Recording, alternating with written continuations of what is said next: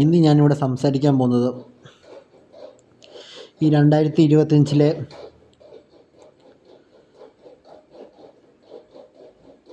ഉത്സവങ്ങളും പള്ളിപ്പെരുന്നാളുകളെ കുറിച്ചാണ്. 2025 മാത്രമല്ല, കഴിഞ്ഞ ഒരു 5 വർഷക്കാലം എന്ന് വെച്ചാൽ 2020 മുതൽ 2025 വരെയുള്ള പള്ളിപ്പെരുന്നാളുകൾ, ഉത്സവങ്ങൾ ഒക്കെ അതിനെക്കുറിച്ചുള്ള ഒരു ഡീറ്റെയിൽ ആയിട്ടുള്ള വീഡിയോ ഞാൻ ചെയ്യുന്നത്. ഒരു മൊത്തത്തിൽ അതിനെക്കുറിച്ചുള്ള ഒരു റിവ്യൂ ഞാനിവിടെ പറയുന്നത്.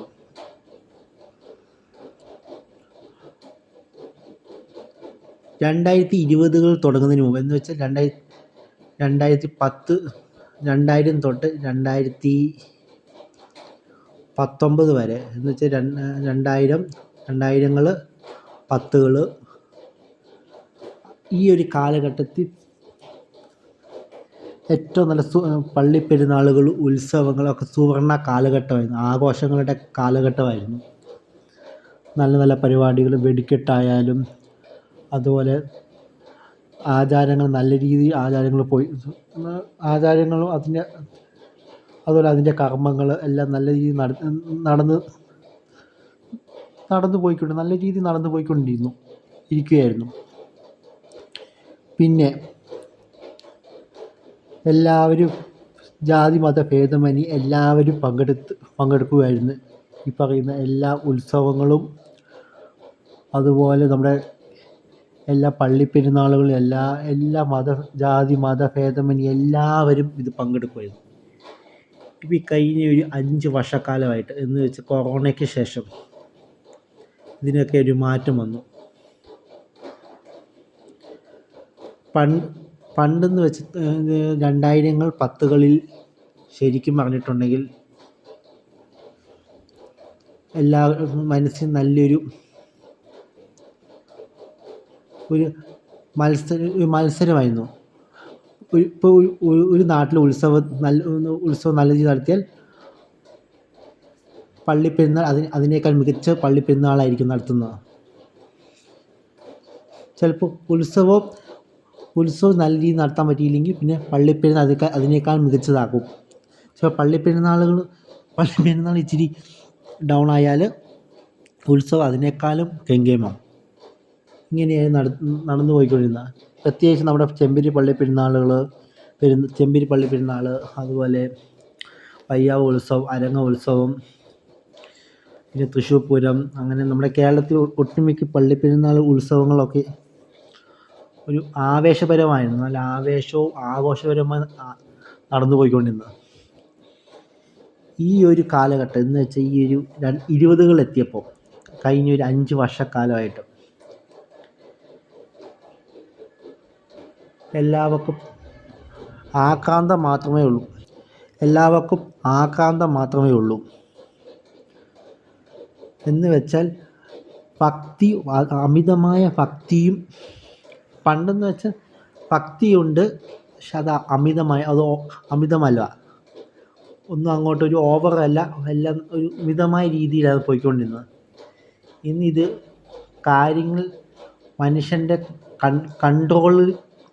കൺട്രോൾ വിടുന്ന രീതിയിലേക്കാണ് പല പള്ളിപ്പെരുന്നാളുകളും ഉത്സവങ്ങളും ആയിക്കോട്ടെ, പള്ളികളിലെ പരിപാടികളായിക്കോട്ടെ,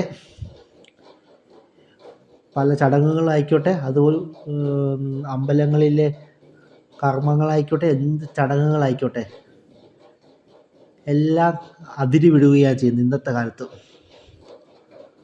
അതിന് യാതൊരു നിയന്ത്രണവും ഇല്ല. ഒരു ഭ്രാന്തമായ അവസ്ഥയിലേക്കാണ് കാര്യങ്ങൾ പോകുന്നത്.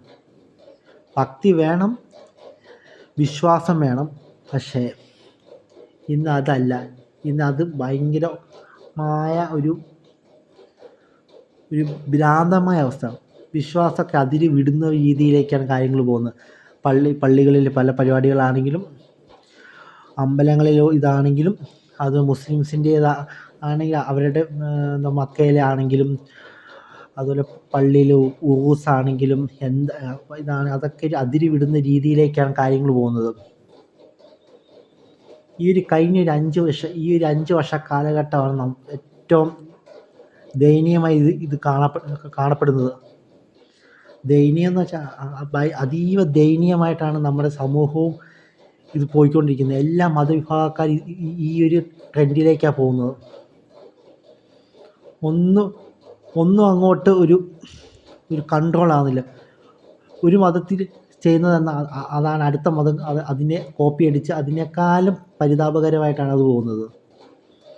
ഇപ്പോൾ ഹിന്ദുക്കൾ ഇപ്പം ഒരു ചടങ്ങ് ഇതാക്കി കഴിഞ്ഞാൽ അത് ഭ്രാന്തമായ ചടങ്ങുകളായിക്കോട്ടെ, അവർക്ക് തന്നെ അറിയാം ഇത് നല്ല രീതിയിൽ പോയി.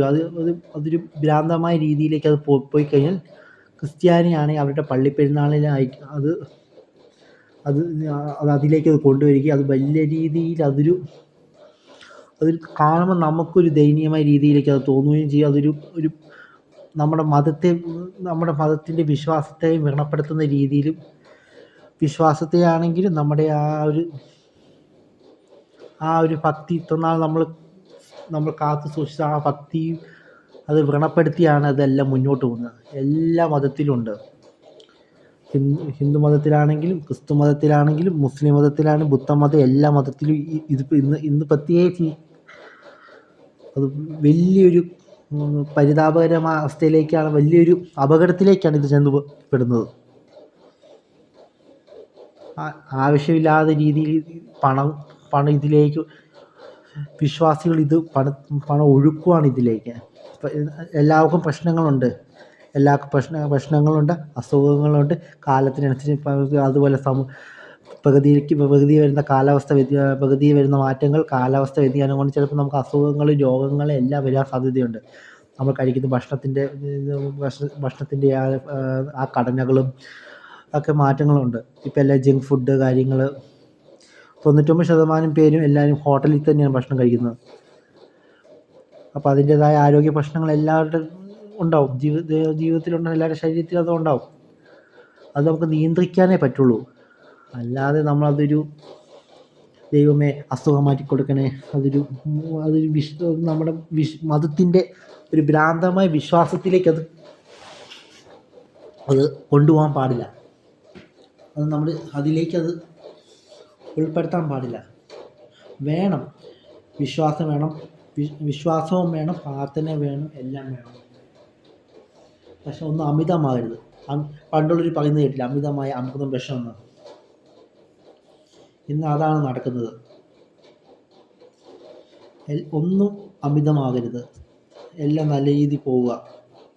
ഇപ്പോൾ ഈ കഴിഞ്ഞ ദിവസം നമ്മുടെ പള്ളി പെരുന്നാളുകളിലൊക്കെ നടക്കുന്നത് എന്താണ്, നമ്മുടെ പള്ളികളിലൊക്കെ നടക്കുന്ന വിശുദ്ധ മരിയൻ തീർത്ഥാടന യാത്ര, എത്ര കിലോമീറ്ററുകളോളം നടന്ന് എന്തിൻ്റെ കേടാണെന്നറിയത്തില്ല.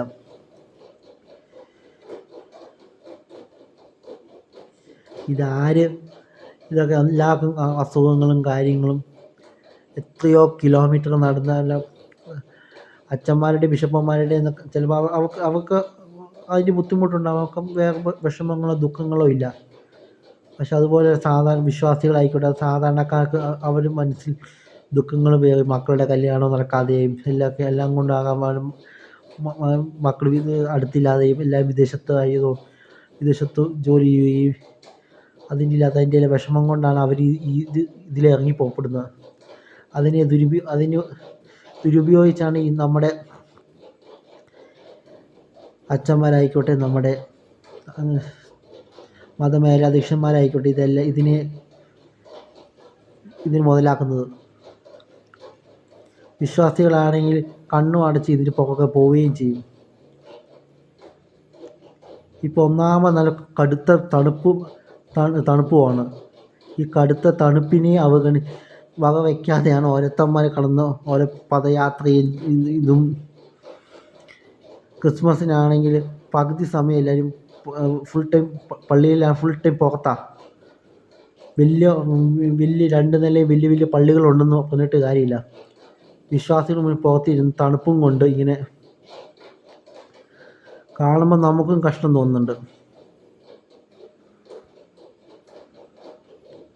തണുപ്പ് അടിച്ച് നമ്മൾ രോഗങ്ങൾ വരുത്തി വെക്കാമെന്നല്ലാതെ ഇതുകൊണ്ട് യാതൊരു കാര്യമില്ല. നമ്മുടെ ഉള്ളിലാണ് ഈശ്വരൻ. നമ്മളാണ് ഈശ്വരൻ. നമ്മളാണ് നമ്മുടെ ഉള്ളിലാണ്. ഞാനാണ് ഈശ്വരൻ. എന്നിലെ ബോധമാണ് എന്നിലെ ഈശ്വരൻ. ഒരു മഹത് വ്യക്തി പറയുന്നത് കേട്ടില്ല, അഹം ബ്രഹ്മാസ്മി, ഞാനും പിതാവും ഒന്നാകുന്നു. എന്നിലെ ബോധമാണ് എന്നിലെ ജീവൻ.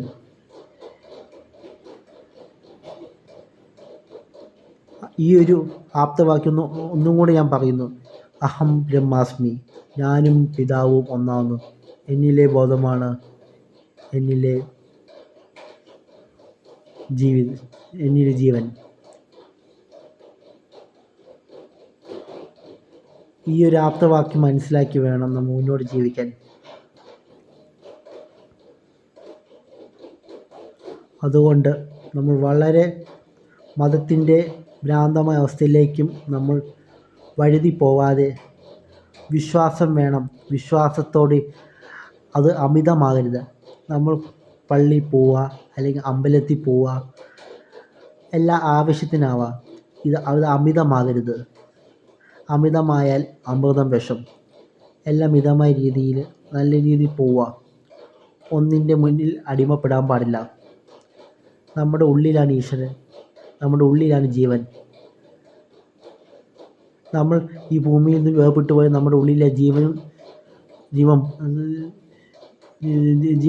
വേറൊരു ഇതിലേക്കാണ് പോകുന്നത്. നമ്മുടെ ഉള്ളിലെ ഈശ്വരൻ വേറൊരു ഇതിലേക്കാണ്. ചിലപ്പോൾ വേറൊരു മനുഷ്യൻ്റെ ശരീരത്തിലായിരിക്കും, വേറൊരു ജീവിയുള്ള ഏതെങ്കിലും ഒരു ജീവൻ്റെ ഇതിലേക്ക് നമ്മുടെ ആത്മാവ് അതിലേക്ക് നമ്മൾ പോവുകയും ചെയ്യുന്നത്. ജീവന്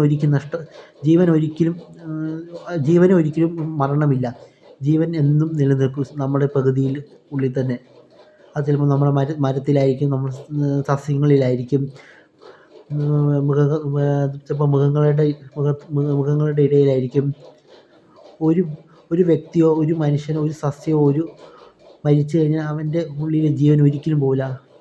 നമ്മുടെ ശരീരത്തിൽ നിന്ന് നമ്മുടെ ജീവൻ ചിലപ്പോൾ വേർപെട്ട് പോകുന്നിരിക്കും. പക്ഷേ പ്രകൃതിയുടെ ഉള്ളിൽ നമ്മുടെ ജീവൻ നിലനിൽക്കുക ചെയ്യുന്നത്. ആ ജീവൻ വേറൊരു ഇതിലേക്ക് പരിണാമപ്പെടുകയാണ് ചെയ്യുന്നത്. എന്നിട്ട് വേറൊരു ജീവനിലേക്ക് അത് മാറ്റി വിവർത്തനം ചെയ്യപ്പെടുകയാണ് ചെയ്യുന്നത്. എന്നുവെച്ചാൽ വേറെ ജീവനിലേക്ക് നമ്മുടെ ആ ഉള്ളിലെ ജീവൻ മറ്റൊരു ജീവനിലേക്ക് ഇങ്ങനെ ഒരു ജീവനുള്ളിലേക്ക് പ്രവേശിക്കുകയാണ് ചെയ്യുന്നത്.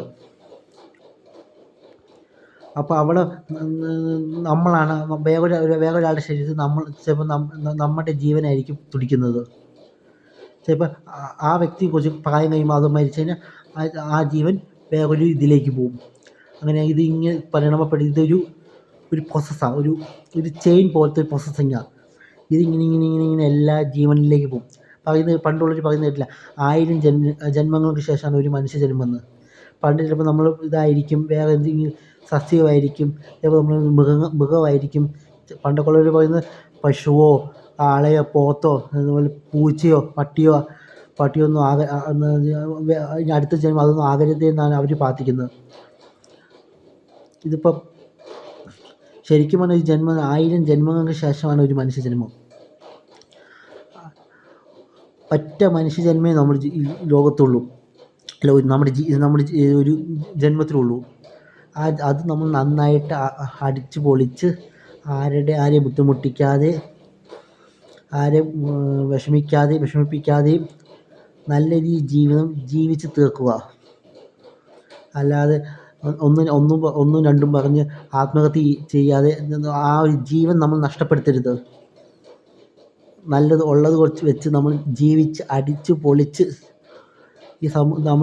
നമ്മുടെ ഈ ഒരു ഭൂമിയിലുള്ള നമ്മുടെ സംവിധാനങ്ങളെയൊക്കെ ഉപയോഗിച്ച് നല്ല രീതിയിൽ ജീവിതം മുന്നോട്ട് പോവുക എന്ന് പറഞ്ഞുകൊണ്ട് എൻ്റെ ഈ വീഡിയോ നിർത്തുന്നു. നന്ദി, നമസ്കാരം.